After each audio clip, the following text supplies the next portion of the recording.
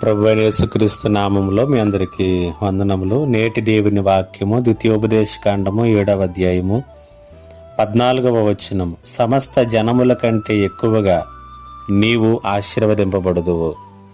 ఈ లోకంలో ప్రతి మనిషి కూడా అందరికంటే ఉన్నతంగా ఉండాలని, అందరికంటే ఉన్నతంగా ఎదగాలని తాపత్రయపడతాడు.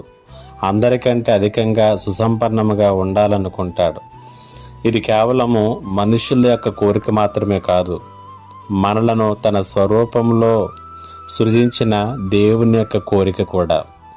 ద్వితీయోపదేశకాండం 7వ అధ్యాయం 14వ వచనంలో సాక్షాత్తు దేవుడే చెబుతున్నటువంటి మాట, సమస్త జనముల కంటే ఎక్కువగా నీవు ఆశీర్వదింపబడదువు అనేటువంటి సత్యాన్ని దేవుడు మోషే ద్వారా ఇశ్రాయేలీ ప్రజలకు తెలియచేసినటువంటి సంగతిగా, వాగ్దానముగా మనం ఇక్కడ చూస్తున్నాం.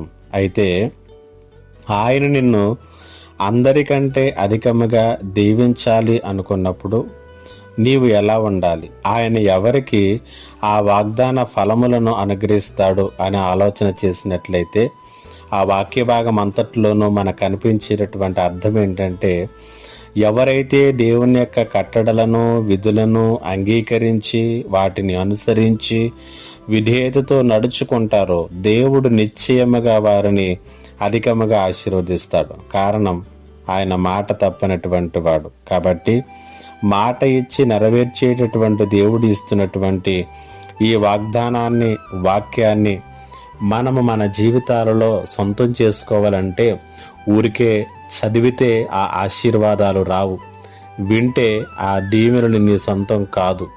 ఆయన చెప్పినట్టుగా విధేయత చూపించి ఆ మాటలను అనుసరించి మన జీవితాలను కట్టుకుందాం, మన ప్రవర్తనను దిద్దుకుందాం, విధేయతతో నడుచుకుందాం. పరిశుద్ధాత్మ దేవుడు అట్టి కృపను మనందరికీ అనుగ్రహించునుగాక. ఆమేన్. ప్రార్థన. మహోన్నతుడమైన తండ్రి, నీకు వందనాలు. ఈ మాటల చేత ప్రతి ఒక్కరిని కూడా బలపరిచి నీ వాక్యమును వినటముతోనో చదవటముతోనో సరిపెట్టుకొనకుండా వాటి ప్రకారముగా జీవించి ఈ వాగ్దానాలను స్వతంత్రించుకునే కృప దయచేయమని యేసు నామములో అడిగి వేడుకొనిచున్నాను తండ్రి. ఆమేన్.